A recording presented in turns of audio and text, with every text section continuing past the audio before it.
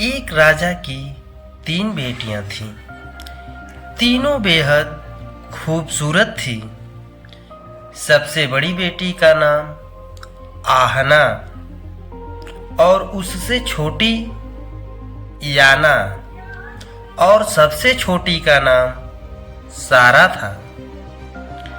एक बार तीनों अपने राज्य के जंगल में घूमने निकले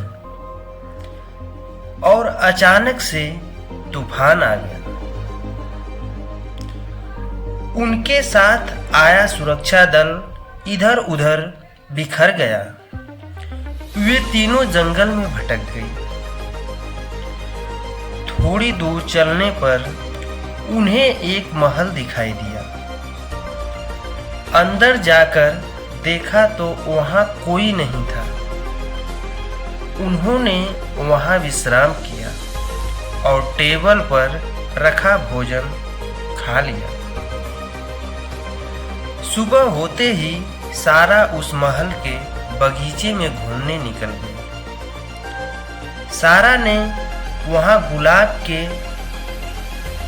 बहुत सुंदर फूल देखे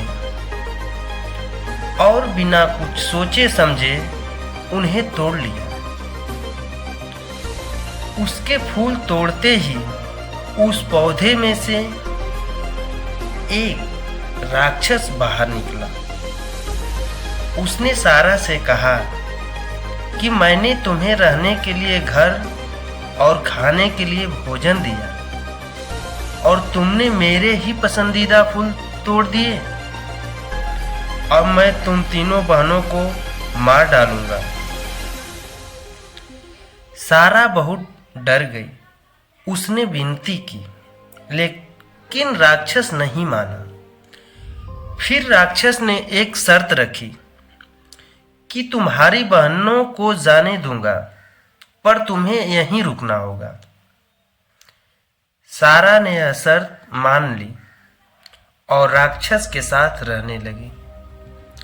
राक्षस के अच्छे व्यवहार से धीरे धीरे उनके बीच दोस्ती हो गई।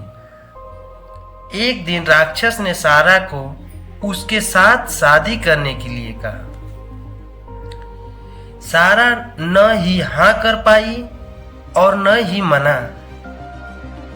राक्षस ने इस बात के कारण कभी उस पर कोई दबाव नहीं डाला। एक बार एक जादुई आईने में सारा ने देखा कि उसके पिता की तबीयत ठीक नहीं है और वह रोने लगी। यह देख राक्षस ने उसे 7 दिन के लिए घर जाने की इजाजत दे दी। अपने परिवार के साथ वह खुश रहने लगी। उसके पिता की तबीयत भी ठीक हो गई।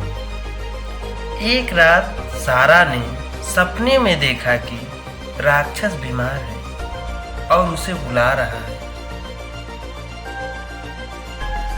और वहां जाकर उसने देखा कि राक्षस जमीन पर पड़ा हुआ है। यह देख सारा रोते हुए उसके पास गई और उसे गले लगाकर बोली, उठो, मैं तुमसे प्यार करती हूँ और तुमसे शादी करना चाहती हूँ। यह सुनते ही राक्षस एक सुंदर राजकुमार में बदल गया। वह बोला कि मैं यही शब्द सुनने का इंतजार कर रहा था।